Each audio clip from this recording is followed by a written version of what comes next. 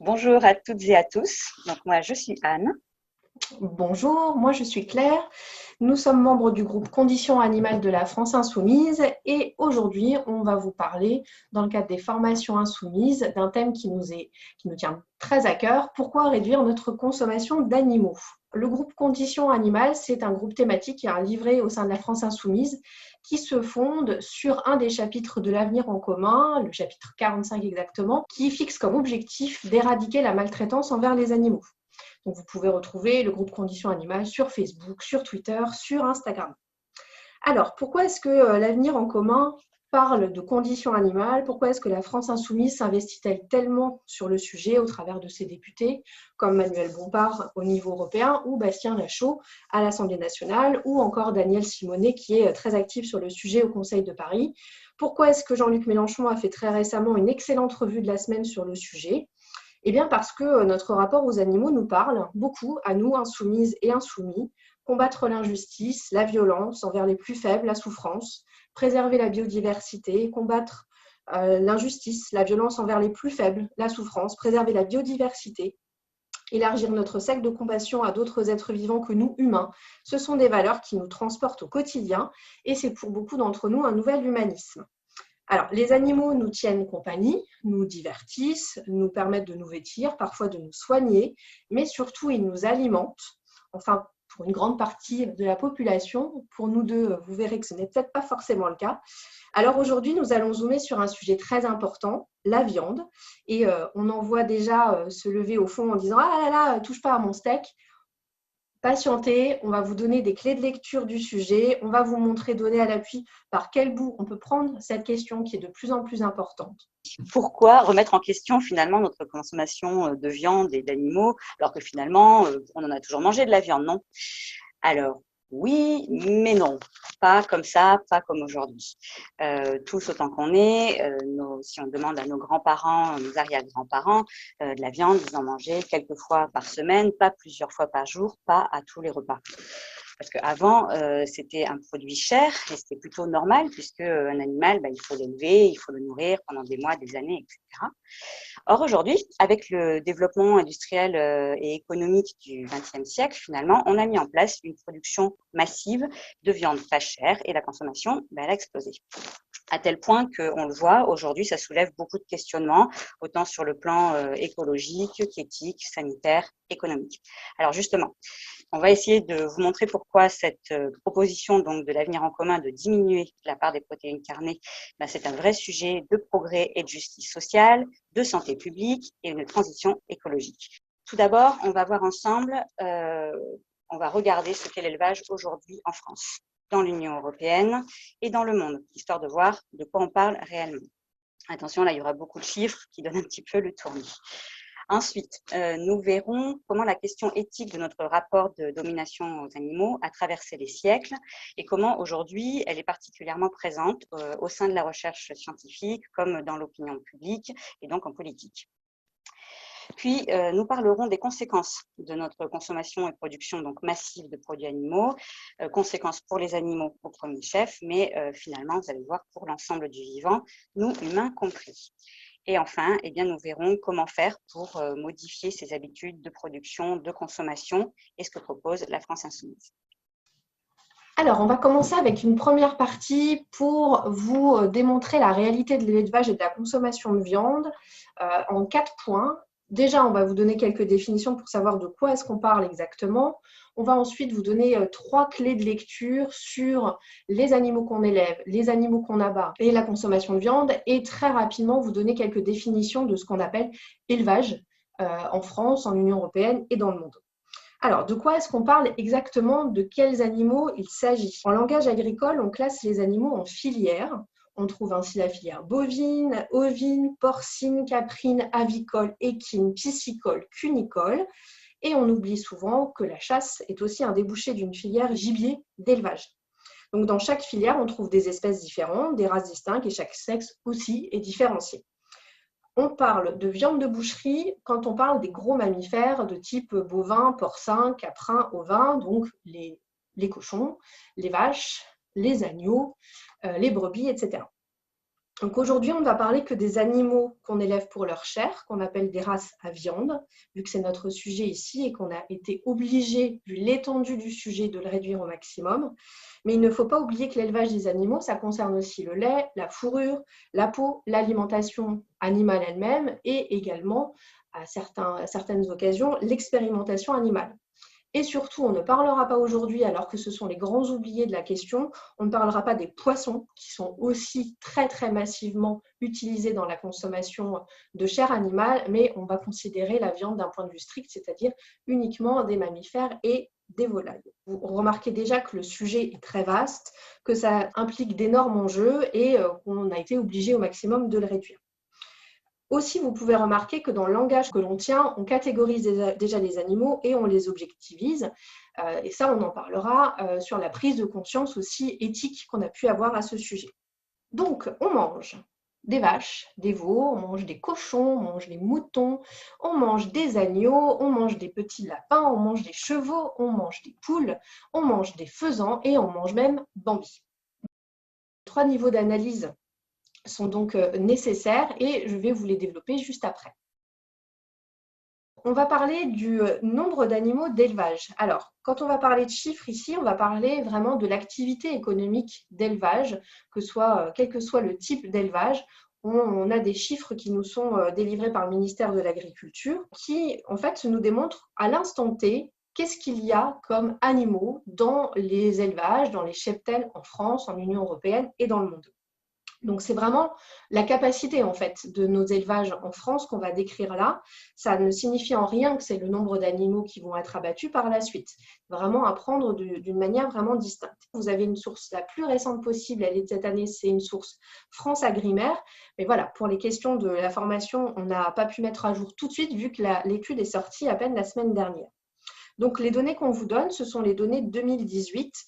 On va appeler ça la population d'animaux qui sont élevés dans les exploitations agricoles en France.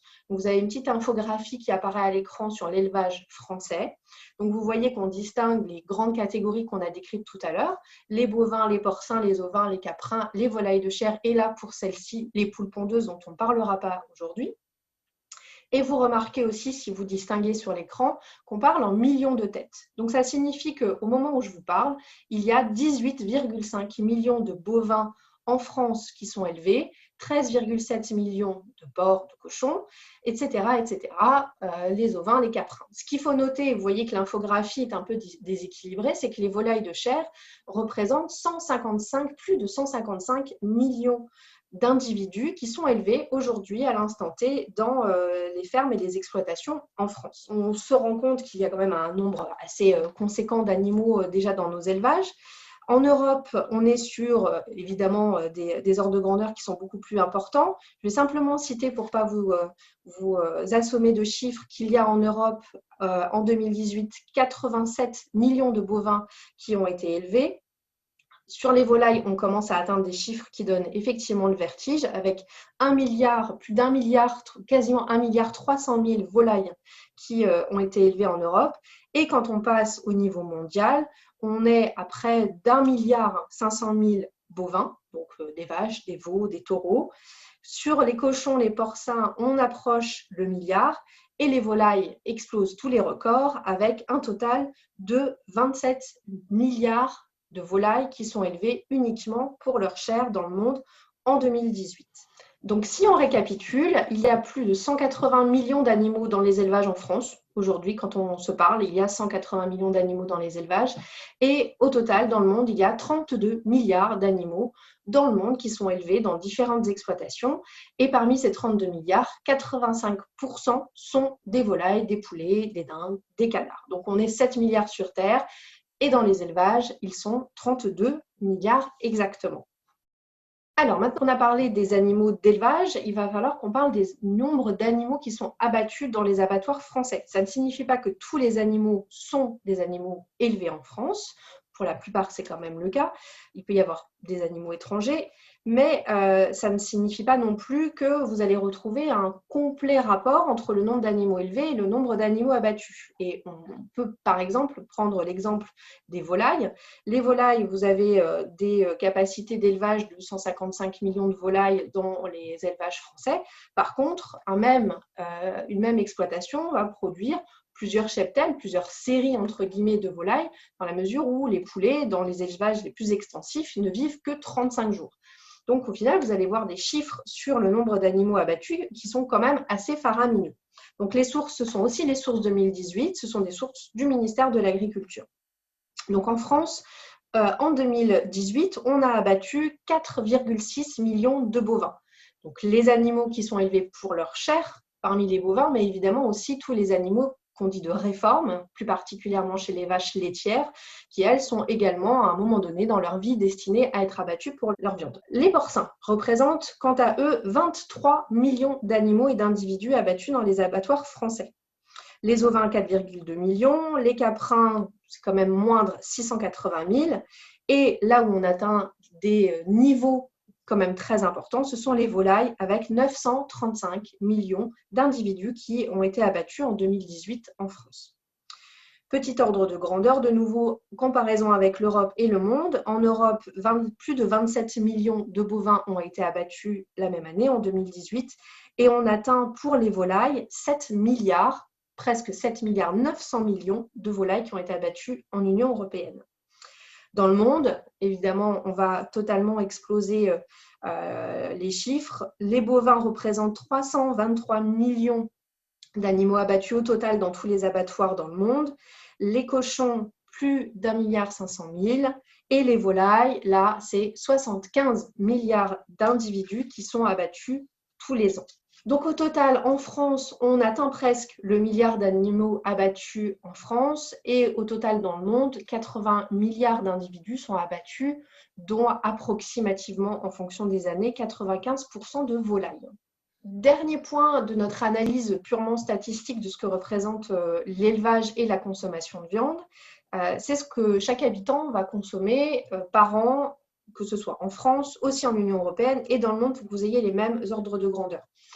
Évidemment, quand on compare un bovin et une volaille, on se dit bien que l'animal n'a pas la même taille, on se dit bien qu'il n'y a pas la même quantité de viande produite pour un même animal. Donc, les ordres de grandeur sont importants et la différence est importante entre les bovins, les porcins et les volailles principalement.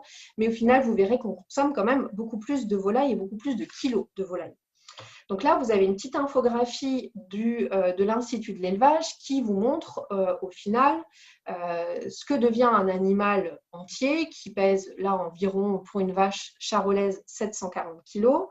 Vous voyez le passage à la carcasse, donc on a enlevé la peau, on a enlevé un certain nombre de viscères. Là, ça ne pèse plus que 400 kg. Et avec tous les retraitements, on enlève une partie des os, etc. Ce qui est commercialisé soit chez le boucher, soit en grande surface, c'est la viande nette commercialisable. Donc, on passe d'un animal qui fait 740 kg à un animal qui n'en fait plus que 269. Au final, dans l'assiette du consommateur, en fonction de la cuisson, vu que la viande est composée en grande partie d'eau, il va y avoir aussi une perte. Et donc, sur une cuisson dite rapide, c'est-à-dire le steak poêlé, on va être à 150 kg, et les cuissons lentes qu'on retrouve plutôt dans la restauration collective, il ne restera plus que 119 kg. Donc, il y a vraiment une perte, un delta, qui est aussi dû à des pertes lors du transport, qu'on verra un petit peu plus tard, au rendement d'abattage et à un certain nombre d'autres éléments. Donc, la consommation de viande, on la regarde sur le nombre de kilos qui est consommé par habitant. Donc en France, on consommait encore en 2018 plus de 87 kilos de viande et en 2019, il y a une baisse près d'1%, on passe à 86,2 kilos de viande par habitant par an. Ce qui revient quand même à 5,8 millions de tonnes de viande consommée tous les ans en France. À titre de comparaison, la moyenne mondiale est à 43,6 kg dans le monde et pour ce qui est de l'Union européenne, à 75 kg de viande. Donc on voit que la France se situe évidemment dans un pays riche, mais dans un pays particulièrement consommateur de viande comparativement aux pays de taille et de développement équivalent. Donc au total, dans le monde, on consomme quand même 338 millions de tonnes de viande. Donc, c'est vraiment là non plus le poids des animaux qui sont abattus, mais ce qui reste à la fin après tous les traitements de l'industrie agroalimentaire. Ce qu'on peut noter aussi un peu plus en détail, c'est que la baisse de la consommation, elle se situe aussi par rapport à l'espèce que l'on consomme. Auparavant, on consommait plus de bœuf. On voit qu'il y a une baisse quand même assez franche de la consommation de viande rouge, surtout dans les pays occidentaux et développés. Mais ça bascule au final sur la consommation de viande blanche et donc de volaille, d'où cette explosion de la consommation de volaille qui a doublé en 20 ans, passant de 11 à 22 kilos sur le total qui est consommé. On a aussi énormément augmenté notre consommation de viande depuis les années 50. En 61, on consommait 43,6 kg de viande par habitant et on est passé à 86 kg. Donc, on est passé quand même du simple au double. Ce que certains experts disent aujourd'hui, c'est que partout dans les pays développés, on se rend compte qu'on arrive à un pic, à une stagnation et qu'on ressent une baisse plutôt généralisée de la consommation de viande qui peut être liée à plein de facteurs différents, des facteurs éthiques, parce qu'il y a de plus en plus d'images d'abattoirs et d'élevage. Il y a aussi une prise de conscience de la question de l'impact sur notre santé de la consommation de viande et aussi l'impact environnemental. Donc, selon certains, on sera arrivé à ce qu'on appelle le pic viande et qu'on entamerait une baisse inéluctable de la consommation de viande. Ce n'est pas forcément le cas des Américains qui, eux, consomment toujours 100 kg de viande par an et par habitant et qui explosent toujours les records. Longtemps, on a regardé ce que faisait la Chine, enfin, qui a été un pays avec un développement un petit peu décalé en termes de croissance économique par rapport aux autres pays développés. Et s'il y a eu vraiment une forte augmentation de la consommation de viande, un pays comme la Chine prend maintenant la décision de faire baisser assez drastiquement sa consommation de viande avec des actes assez forts. Et l'un des autres pays un peu atypiques en termes de statistiques, c'est évidemment l'Inde, qui, elle, culturellement, a toujours beaucoup moins consommé de viande au quotidien et qui voit donc sa consommation être beaucoup plus, entre guillemets, raisonnable. Donc, vous voyez que ce sont des chiffres qui donnent le tournis, parce que là, on ne parle pas de produits, on parle d'êtres vivants. On vous les a bien décrits, près de 80 milliards d'individus abattus dans les abattoirs. On va juste faire un petit focus sur la suite, c'est-à-dire quels sont les modes d'élevage qui existent actuellement. Alors, sans entrer plus dans le détail, parce que Anne le fera après quand elle nous expliquera un petit peu les conséquences de l'élevage intensif, juste donner quelques définitions et un petit repère historique. Évidemment, notre consommation de viande a progressé au fur et à mesure du développement de nos sociétés. Et quand l'élevage est apparu il y a environ 10 000 ans, c'est vrai qu'on n'élevait pas de la même manière, on n'abattait pas de la même manière et on ne consommait surtout pas de la même manière. Donc, l'évolution de la population, les besoins en nourriture se modifient au fur et à mesure du temps et donc impactent notre façon d'élever des animaux. Dans la même mesure où notre économie, de façon générale, a été fortement industrialisée au XXe siècle, eh bien, l'élevage a aussi été fortement industrialisé, comme tous les processus. Sauf que industrialiser le processus de fabrication d'un véhicule ou de quoi que ce soit d'inerte, ça n'a pas forcément de conséquences, mais industrialiser le traitement d'êtres vivants, ce n'est pas anodin. Donc, ce qu'on peut conclure, quand on regarde l'élevage intensif tel qu'il existe, c'est qu'on est dans un traitement mécanique de l'élevage et du coût d'êtres vivants. Donc, qu'est-ce qu'on appelle élevage intensif? Très rapidement, c'est l'élevage industrialisé, celui qui permet de maximiser la productivité et donc la rentabilité. Donc, qui dit maximiser la productivité et la rentabilité, ça signifie mettre en place des processus qui vont un petit peu, on va dire, nier tout ce qui constitue un être vivant en termes de bien-être, en termes de cadence. Et on ne parle pas simplement des animaux, on parle aussi un petit peu des humains dans ce cadre-là. Donc, 2/3 des élevages dont on a parlé précédemment sont des élevages dits intensifs. À titre d'exemple, même si on y reviendra, 83% des poulets dont on a parlé tout à l'heure sont élevés dans des conditions qui ne leur permettent jamais d'accéder à l'extérieur et 95% des cochons sont élevés en intensif. Alors, on oppose à cet élevage intensif là dont on voit une image, avec des caillebotis pour les cochons, avec des élevages qu'on appelle concentrationnaires pour les volailles, on oppose l'élevage extensif qui est plus connu, lui, pour les bovins. Parce que traditionnellement, les bovins, voilà, on essaye quand même d'avoir un accès à l'extérieur et d'être sur de la pâture. Donc, l'élevage extensif, il s'oppose petit à petit dans les mentalités à l'élevage intensif. Donc, vous avez des comparaisons qui sont faites, des élevages qui ont des tailles un petit peu différentes, avec des animaux qui sont un peu plus rustiques, moins productifs, qui vont nécessiter aussi moins de traitements médicamenteux et des efforts qui sont faits pour préserver le bien-être animal. À élevage intensif, extensif, on peut faire le parallèle entre l'élevage bio et l'élevage conventionnel, où on va aussi avoir moins d'intrants, moins d'utilisation d'antibiotiques et des conditions d'élevage qui vont être plus respectueuses du bien-être animal. Pour autant, que ce soit en matière de transport ou d'abattage, là, il n'y a rien de précis et les transports sont tout aussi catastrophiques pour les animaux élevés soit en bio, soit en extensif. Et alors, ne parlons pas de l'abattoir, il n'y a pas d'abattoir bio, ça c'est un fait. Donc, à la fin, de toute façon, la question est la même, quelle que soit la modalité d'élevage de l'animal, mais ça, on en parlera un petit peu plus loin en partie 3.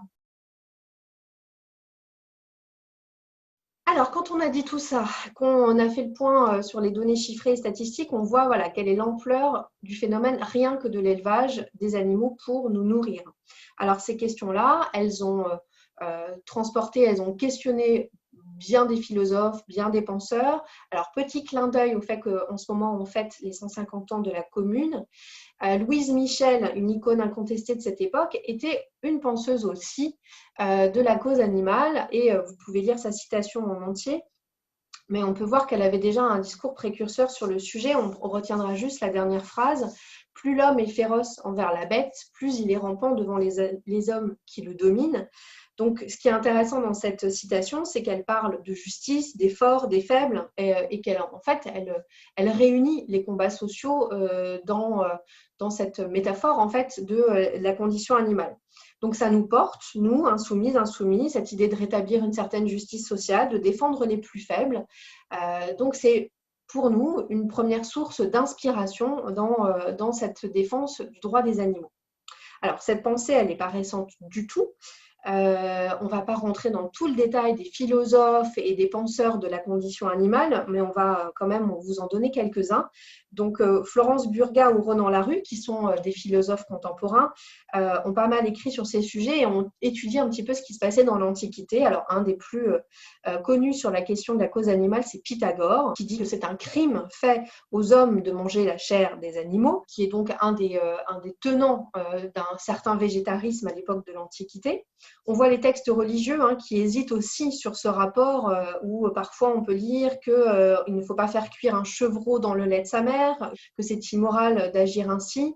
Et on voit une distorsion entre l'Ancien et le Nouveau Testament, par exemple, qui sont aussi en contradiction sur le sujet. Et ces textes-là, on comprend bien que ce sont ces textes fondateurs qui ont eu aussi une influence sur aujourd'hui le rapport de domination qu'on peut avoir aux animaux.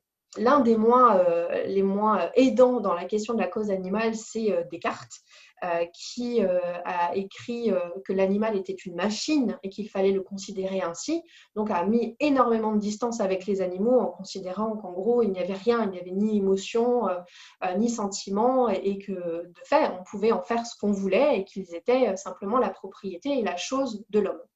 Heureusement, le siècle des Lumières a apporté sa pierre à l'édifice avec une philosophie bien plus bienveillante vis-à-vis des animaux, avec soit les tenants d'une certaine pitié, tout simplement, ou faisant appel à la raison, à la morale ou à un devoir, mais en tout cas, il y a une réflexion qui s'inscrit déjà chez ces philosophes-là.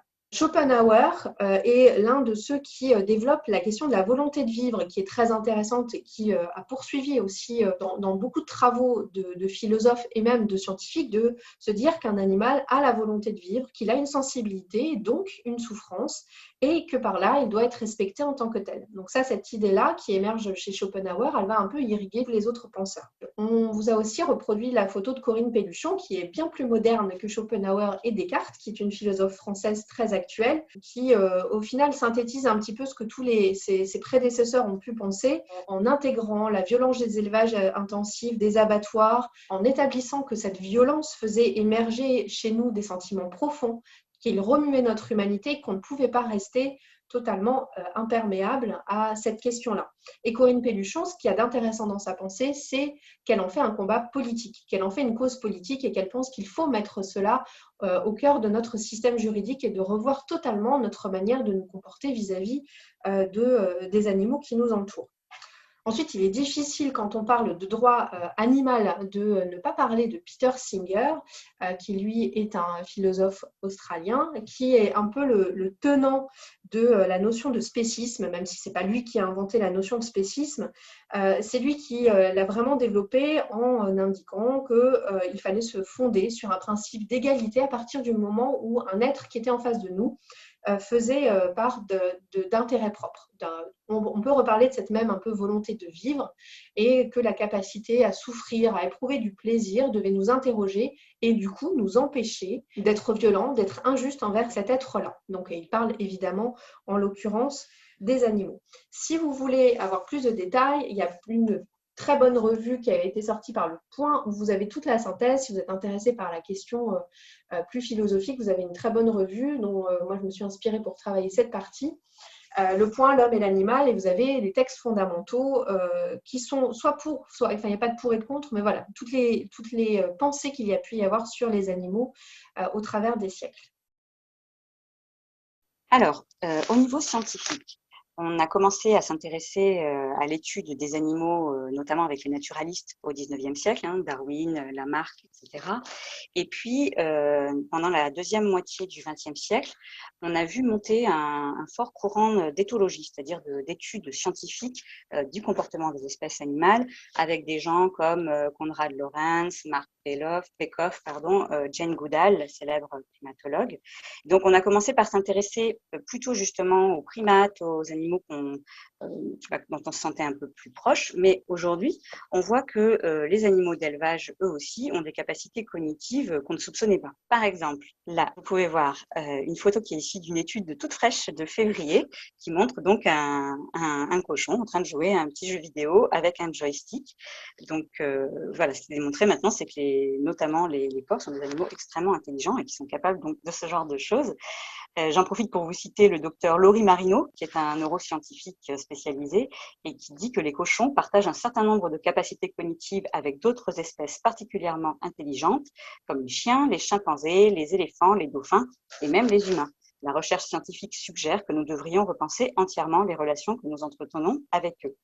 Bon, et là, je vous parle des cochons, mais je pourrais aussi vous parler des poules qui sont souvent vues, je ne sais pas pourquoi, comme bêtes, alors qu'en fait, maintenant, les scientifiques ont démontré qu'elles avaient notamment un système de communication très fin, assez proche justement de certains primates, qu'elles ont des capacités d'apprentissage très importantes, notamment qu'elles sont capables d'apprendre de ce que font leurs congénères. S'il y en a un qui développe une meilleure stratégie pour obtenir de la nourriture, elles vont s'en inspirer et apprendre. Elles savent aussi reconnaître leurs congénères, celles avec qui elles s'entendent bien.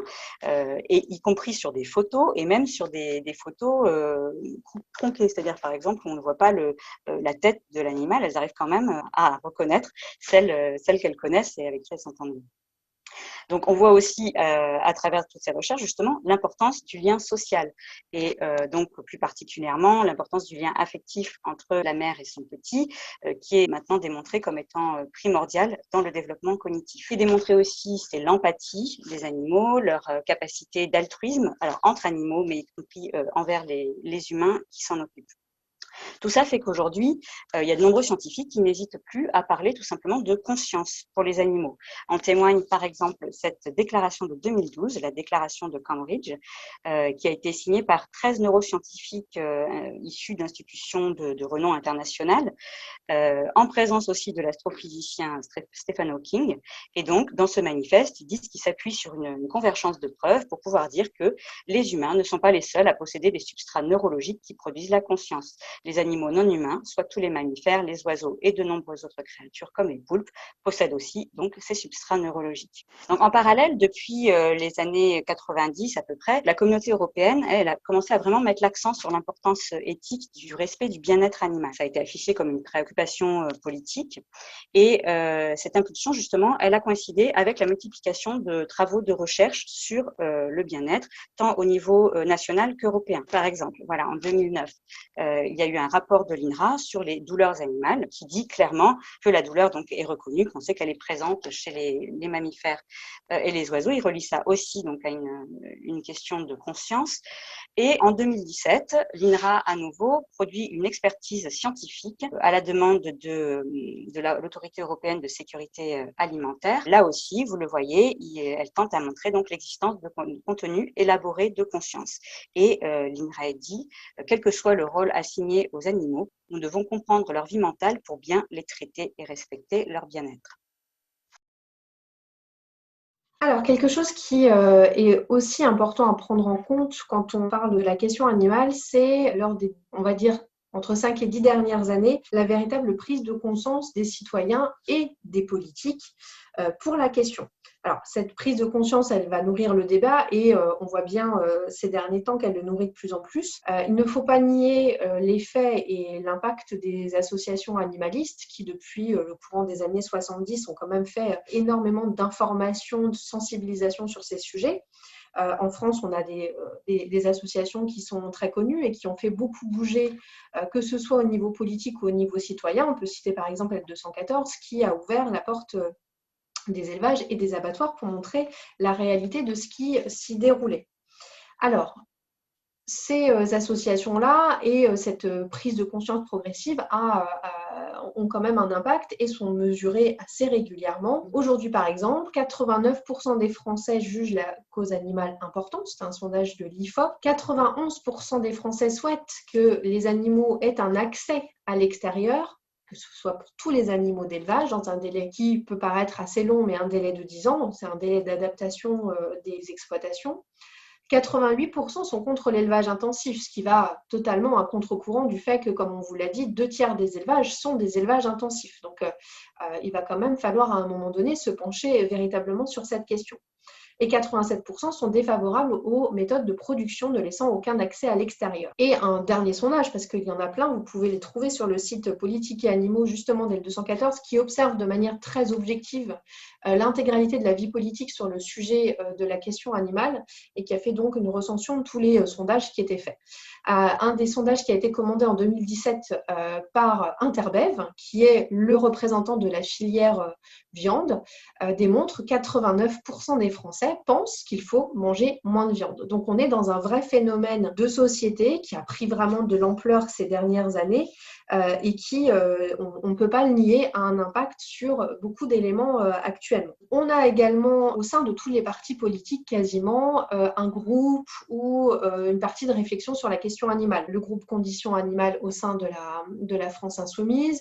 Chez Europe Écologie Les Verts, il y a également un groupe qui est très actif et puis vous retrouvez aussi ces tendances-là dans beaucoup de partis politiques. Petite mention particulière à un parti monothématique qui est le parti animaliste qui a fait une émergence lors des élections législatives et européennes et on retiendra leur affiche de campagne avec un petit chat lors des élections législatives, qui a fait aux élections législatives le score de 1,10% et aux élections européennes 2,18%. Et il y a des pays européens qui ont des députés animalistes au sein de leur parlement par le biais de la proportionnelle, évidemment, parce que c'est là, pour le coup, plus facile d'accéder à des postes de députés par la proportionnelle. Mais en tout cas, voilà, au niveau politique, c'est vraiment un mouvement d'ampleur. Tout récemment a été lancé un référendum d'initiative citoyenne, ce qu'on appelle le référendum pour les animaux, qui aujourd'hui a le soutien de 151 députés. C'est pas assez, il en faut 185, donc il faut continuer à inciter les parlementaires à soutenir ce texte qui pourra par la suite être présenté éventuellement à référendum.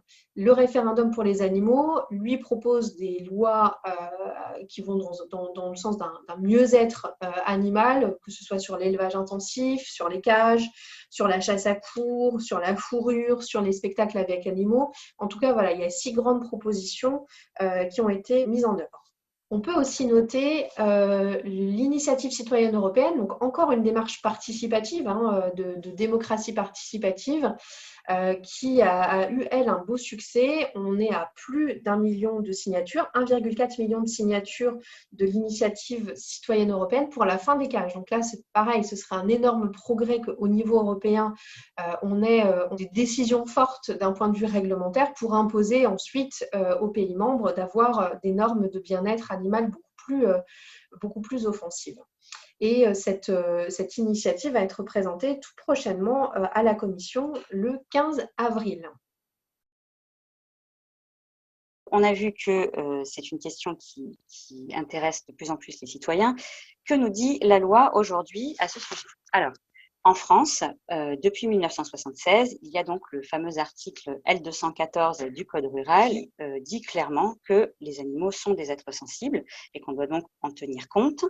Mais il faudra attendre donc 2015 pour voir la même notion arriver dans le Code civil, qui reconnaît la sensibilité des animaux, mais tout en laissant les animaux donc, sous le régime des biens. Au niveau européen, donc depuis 2007 et le traité de Lisbonne, dans l'article 13, on reconnaît là aussi le caractère sensible des animaux et le besoin de tenir compte donc, des exigences de leur bien-être. Vous noterez que ça permet quand même néanmoins quelques dérogations pour les États membres à la fin du texte. Donc, en théorie, législativement parlant, la sensibilité des animaux est bien reconnue.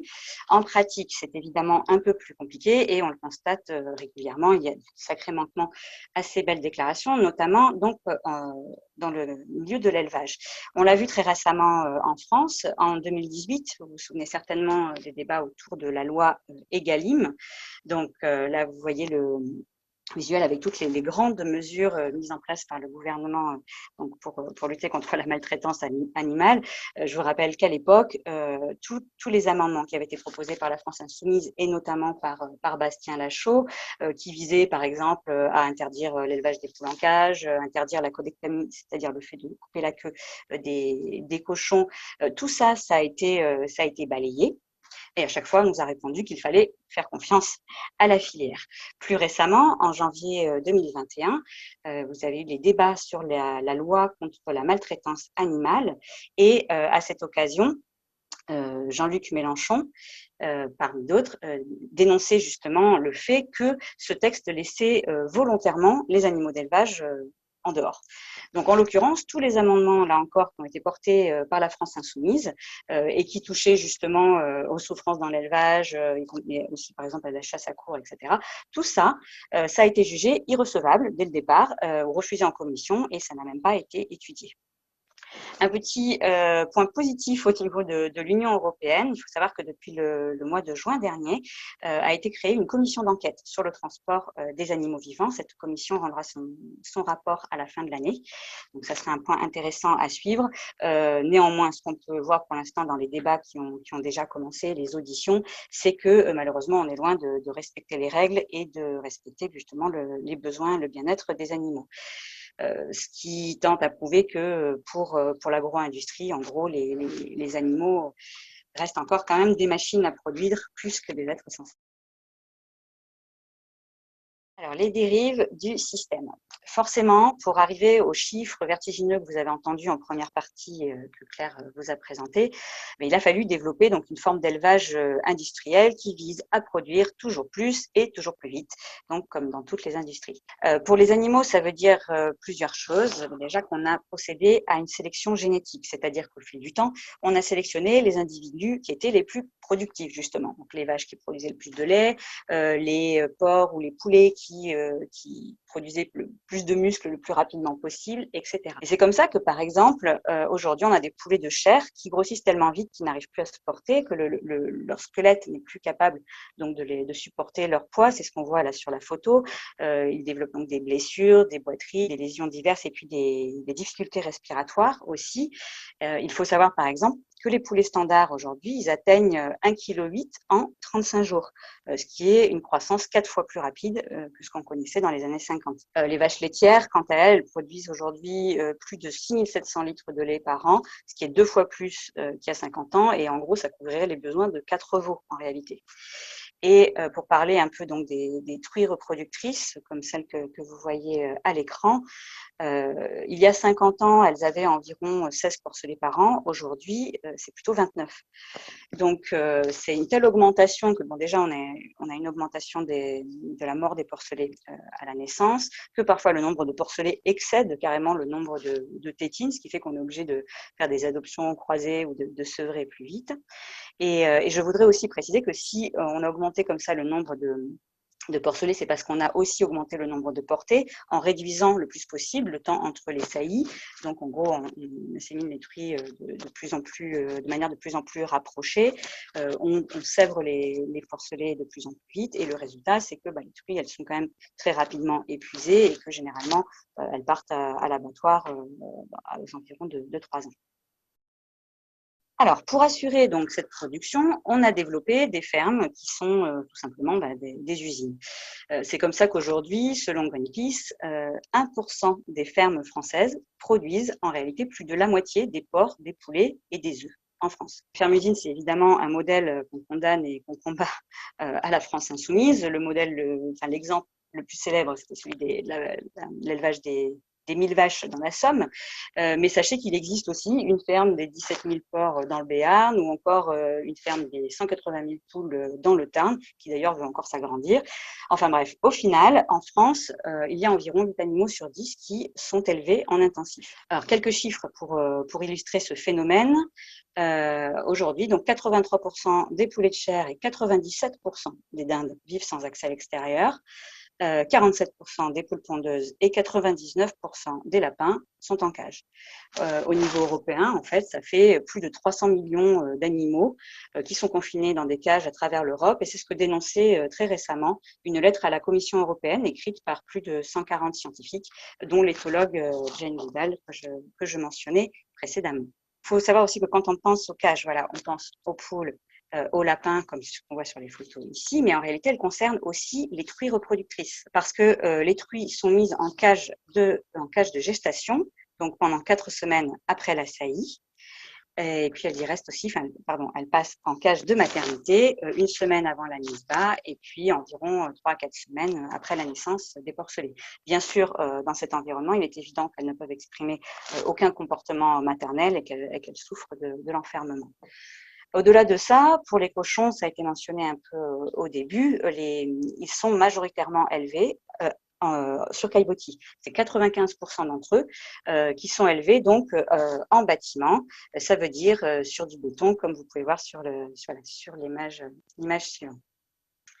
Bien évidemment, donc les animaux ne sont absolument pas faits pour vivre dans ces conditions concentrationnaires. Ils développent du coup des comportements anormaux, agressifs, qui oblige en quelque sorte à les mutiler pour réduire paradoxalement les blessures et les risques d'infection. Donc vous avez sans doute entendu parler de pratiques comme l'écornage des vaches, la codectomie des porcs qu'on évoquait tout à l'heure, mais aussi les pointages des becs, le meulage des dents justement des cochons, mais aussi les castrations des cochons, des veaux, des chapons, etc. Et tout ça malheureusement se fait la plupart du temps sans aucune anesthésie. Alors, le fait que les animaux soient élevés dans cette telle promiscuité, une telle densité, ça entraîne aussi une baisse de leur défense immunitaire. C'est prouvé scientifiquement, notamment chez les jeunes animaux, et c'est encore renforcé par non seulement leur fragilité due à la sélection génétique que j'évoquais précédemment, mais aussi à cause justement de l'homogénéité génétique au sein du cheptel. Ce qui fait qu'en fait, de nombreux animaux meurent avant d'avoir atteint l'âge où ils devraient être abattus. C'est le cas de 25% des lapins et de 20% des porcs. Donc, pour éviter ça, qu'est-ce qu'on fait? Bien sûr, on les gave d'antibiotiques. Donc, au niveau européen, c'est particulièrement frappant, pardon, pas européen, mondial. 70% des antibiotiques utilisés dans le monde sont utilisés pour l'élevage. En France, c'est une proportion moindre, mais c'est quand même 38% selon l'ANSES. Alors ça a une conséquence importante, c'est que bien sûr, ça augmente la résistance aux antibiotiques. Donc, d'abord chez les animaux, on sait que, par exemple, la proportion d'antibiotiques devenue inefficace sur les cochons a triplé entre 2000 et 2018, mais par extension, cette résistance, elle touche tout le vivant et elle nous touche aussi parce que les antibiotiques, à travers les excréments, ils passent dans le sol et puis dans les nappes phréatiques, etc. Résultat, aujourd'hui, 700 000 personnes meurent déjà chaque année d'infections antibiorésistantes et en France, on estime ce nombre à 5500 décès par an. Alors, la promiscuité, les mauvaises conditions sanitaires, vous l'avez vu, ça transforme en fait ces élevages, cette forme d'élevage en bombe sanitaire, en fait, qui favorise la diffusion des maladies, aussi la mutation des virus. Alors, on a l'exemple actuel de la grippe aviaire. Vous avez peut-être entendu le dernier bilan, donc fin mars, cette grippe aviaire H5N8. C'est 488 élevages de volailles qui ont été touchés en France, notamment dans le sud-ouest. À la mi-mars, on avait abattu 3,5 millions de volailles et on voit arriver maintenant des foyers dans le nord-est de la France. Et il faut savoir que c'est une épidémie en fait qui est mondiale et qui continue de se répandre. Donc ça, c'est une épizootie, c'est-à-dire qu'elle touche seulement les animaux. Mais attention, Santé publique France dit qu'il y a plus de 10 virus influenza aviaire et porcin qui sont capables d'infecter l'homme et qui circulent à l'heure actuelle au niveau mondial. Donc, quand la maladie passe de l'animal à l'homme, on appelle cela une zoonose. Donc, vous en avez sûrement entendu parler puisque c'est ce qu'est le coronavirus que l'on subit actuellement.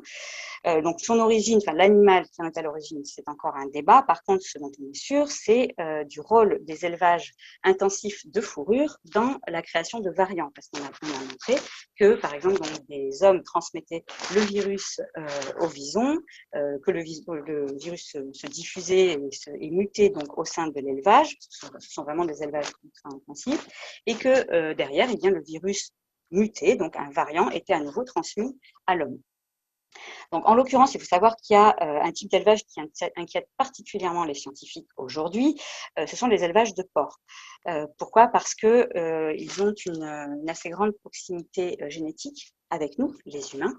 Et par exemple, il y a eu un épisode très inquiétant, une épidémie de Nipah en 1998, qui vient donc d'un virus qui, à la base, est chez les chauves-souris, sauf que là-bas, les élevages intensifs donc de porcs ont rogné sur le territoire naturel des chauves-souris. Résultat, eh bien, les chauves-souris contaminées, via leur fiente, en fait, ont contaminé aussi les porcs qui, eux-mêmes, ont contaminé les humains, et sachant que là, on a eu un taux de mortalité qui variait entre 40 à 75%. Et c'est une maladie qui connaît encore des éruptions régulières au Bangladesh, par exemple.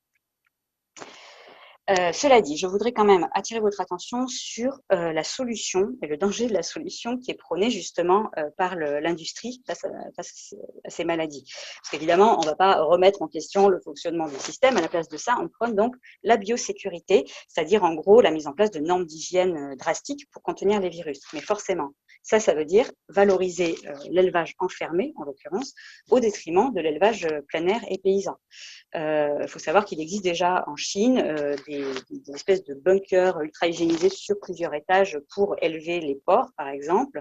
Et en France, depuis la grippe aviaire de 2015-2016, il y a des formations qui sont proposées aux agriculteurs en biosécurité, mais les normes qui sont demandées sont trop difficiles et trop compliquées à appliquer pour des petits producteurs. Donc, on se retrouve devant une dichotomie, c'est que d'un côté, l'élevage industriel favorise les épidémies, et de l'autre côté, le gouvernement impose des règles qui ont pour modèle l'élevage industriel.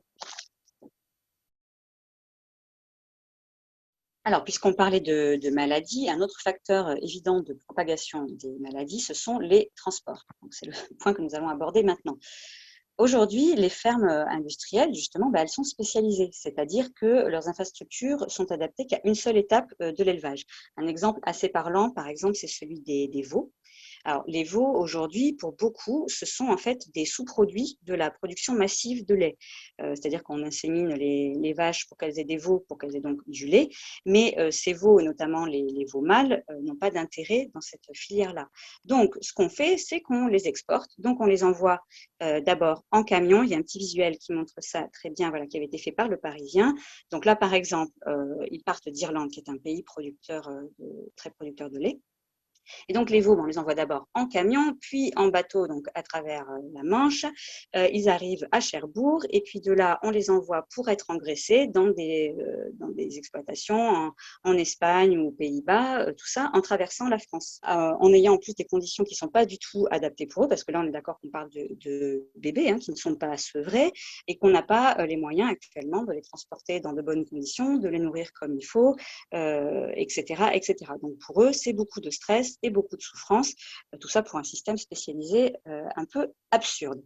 Sur le sol européen, on transporte ainsi des millions de têtes de bétail, des milliards de volailles, ne serait-ce que pour aller de la ferme à l'abattoir, parce que les abattoirs sont généralement très loin des exploitations. Donc là, ça veut dire du stress au chargement, au déchargement, bien souvent un manque d'espace dans les camions, mais aussi parfois des températures beaucoup trop hautes ou trop froides selon la saison. Et comme en Europe, on a une politique qui est très tournée justement vers la surproduction et l'exportation, bien on envoie nos animaux aussi vivants dans les pays tiers, notamment alors soit par camion, par exemple en Russie, mais aussi en bateau dans les pays du Moyen-Orient et du Maghreb, par exemple. En France, le port de Sète est le premier port exportateur d'animaux vivants d'Europe.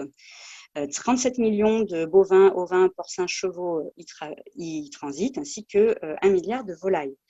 Et il faut savoir que les bateaux dans lesquels on transporte ces animaux, en fait, ce sont de vieux cargos pas du tout adaptés au transport pour les animaux, que les animaux donc ils sont entassés pendant des heures, des jours, souvent sous des températures justement trop hautes en été, avec un mauvais accès à la nourriture, à l'eau fraîche, et il y a régulièrement donc de nombreux morts, en tout cas de nombreux malades en route. Et en plus, régulièrement, il y a des catastrophes. Vous vous souvenez peut-être du naufrage du Queen Hind, ce bateau donc qui avait échoué en 2019 au large de la Roumanie avec plus de 14 000 moutons à son bord donc, qui étaient noyés. Ou encore, tout récemment, vous avez certainement suivi le parcours catastrophique de ces deux bateaux, Al-Baïk et le Karimala, qui contenaient 1600 et 895 bovins qui sont partis d'Espagne en décembre et qui auraient dû accoster en Turquie et en Libye, qui n'ont pas pu le faire parce qu'il y avait un soupçon de fièvre et qui ont erré en mer donc pendant 3 mois avec les animaux à bord. On imagine les souffrances des pauvres animaux et donc à l'arrivée, bon, c'est comme il y avait au moins 180 morts et de toute façon, ils ont tous dû être euthanasiés.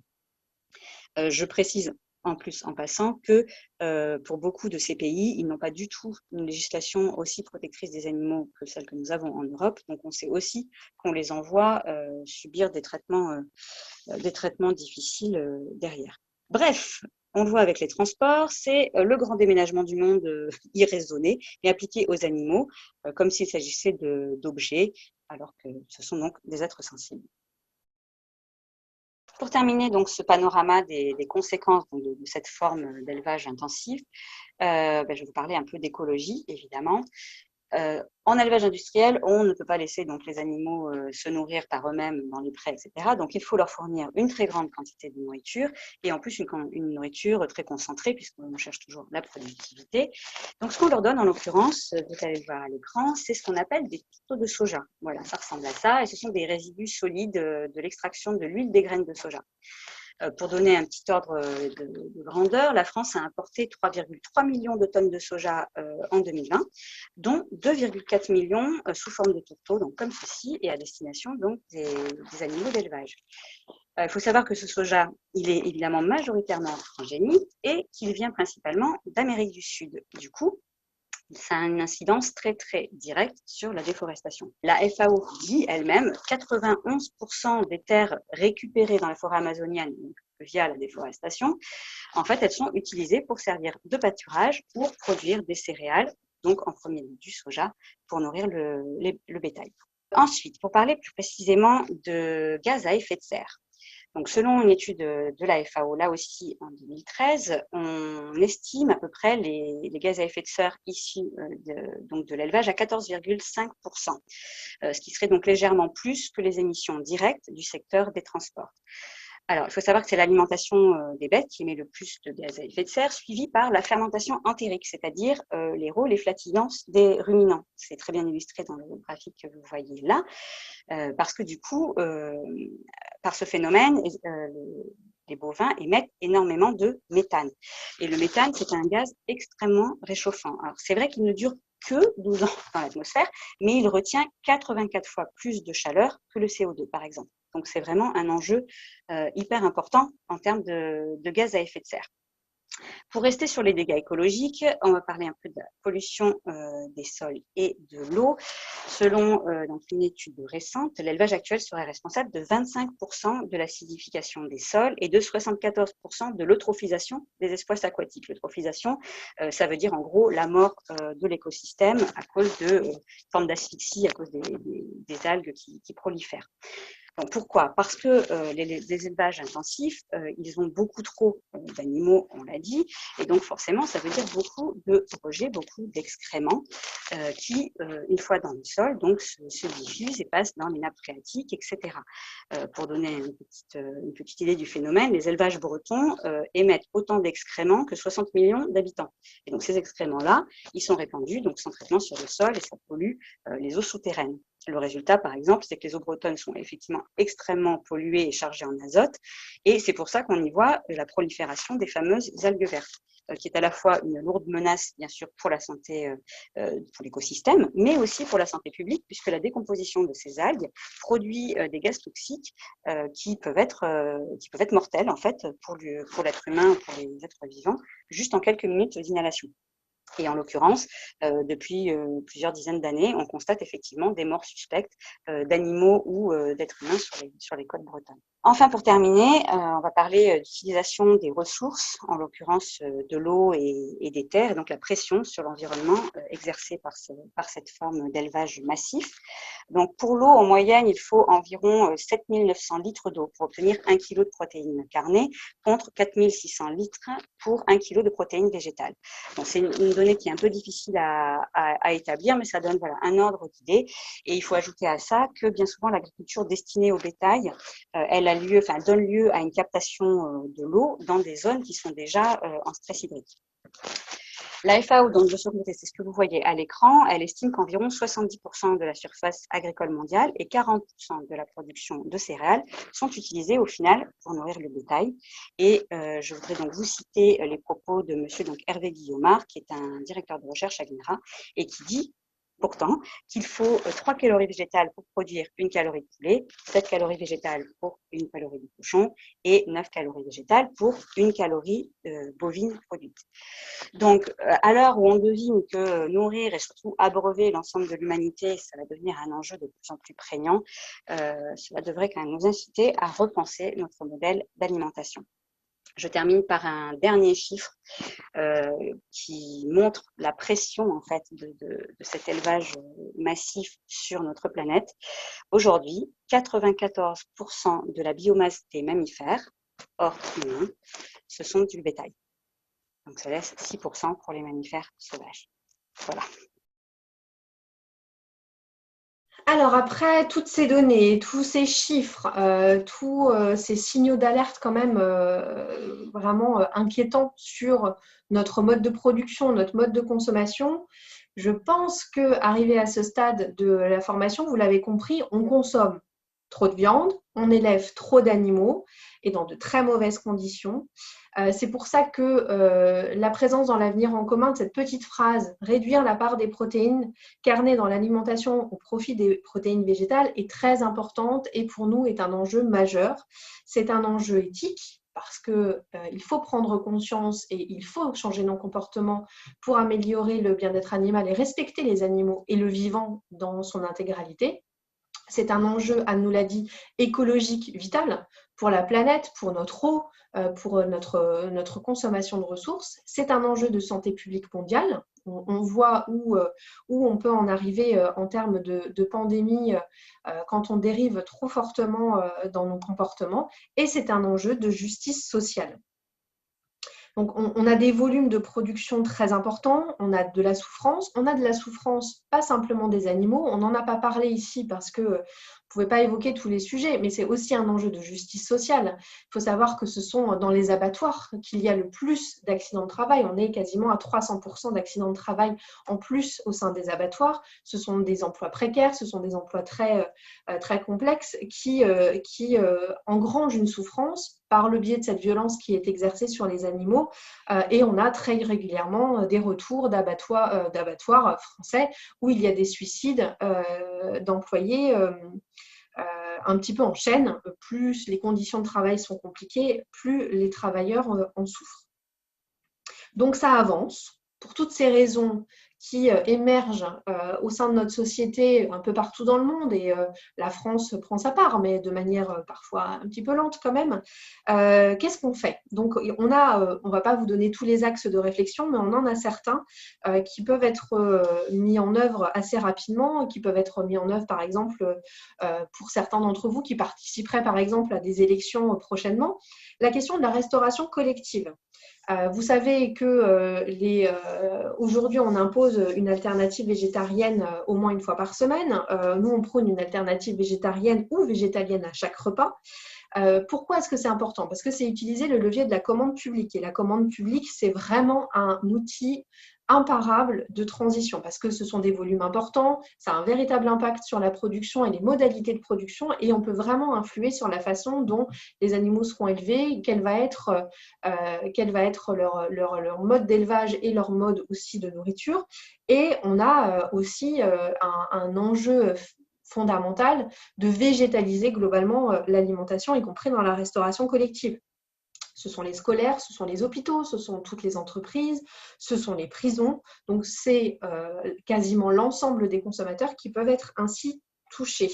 Ça passe aussi par des formations. Hein. Les cuisiniers doivent aussi un petit peu modifier leur mode de fabrication, mais ça peut avoir un impact vraiment très important.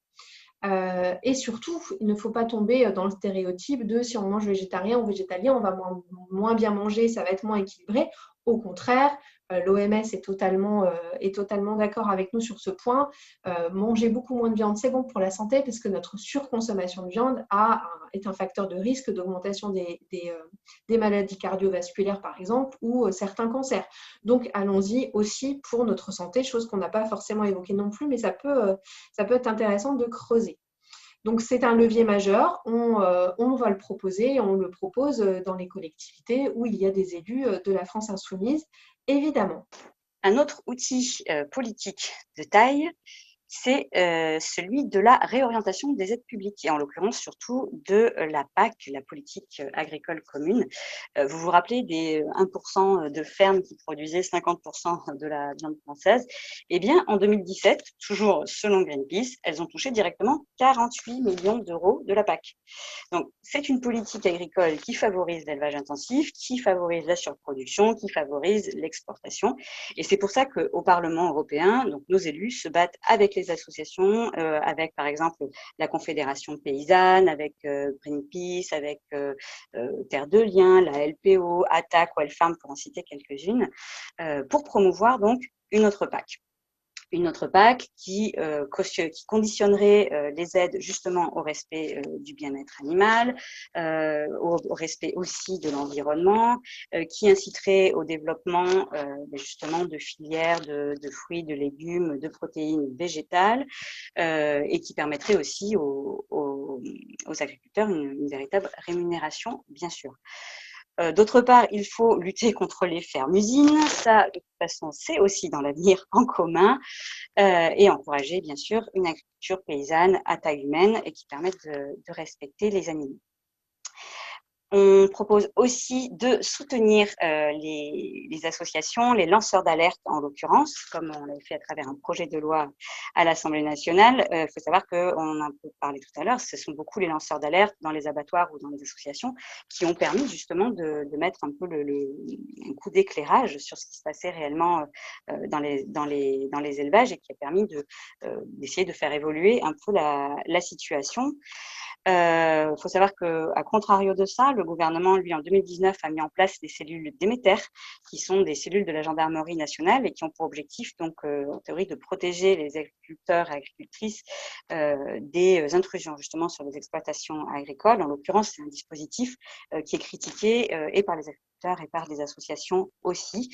Et nous, on considère qu'on devrait plutôt donc remercier et protéger les lanceurs d'alerte, où qu'ils soient, et remercier aussi les associations qui continuent donc à faire un énorme travail sur ce sujet, qui développent des contenus éducatifs, formatifs, etc., qui font des collaborations, par exemple, pour les cantines scolaires, comme on parlait tout à l'heure, pour monter des projets, etc. Si le sujet d'ailleurs vous a intéressé, n'hésitez pas à aller creuser la question justement en consultant le travail de ces associations qui sont spécialistes du sujet. J'en cite juste quelques-unes, l'Association végétarienne de France, Wellfarm, L214, CIWF ou encore Greenpeace. À titre individuel, si donc notre sujet vous a parlé, on vous encourage aussi à découvrir la cuisine végétale. N'hésitez pas, vous allez voir, on n'a pas besoin de remplacer la viande, on n'a pas besoin de manger des steaks de soja ou autre chose. Il suffit de consommer de manière équilibrée des céréales et des légumineuses. Regarde, on a une jolie petite photo où on voit des belles assiettes appétissantes. Vous voyez, c'est pas triste et c'est très bon. Donc, n'hésitez pas à essayer de varier votre alimentation. Et on espère que justement, les programmes dans les cantines, etc., vont permettre que peu à peu, la société aille vers une plus grande consommation de végétaux, une moindre consommation de protéines animales. Enfin, toujours, si vous avez envie de creuser la question, on vous donne quelques petits conseils de lecture. Bon, juste quelques-uns parce qu'on pourra en citer énormément. Mais donc, par exemple, si vous avez envie de comprendre un peu mieux comment on est arrivé à l'industrie de la viande telle qu'on la connaît aujourd'hui, on vous recommande Bidoche du journaliste Fabrice Nicolino. Nos steaks d'Aymeric Caron vous éclairera un peu justement sur notre rapport à la viande et à ce qui est particulier d'alimentation.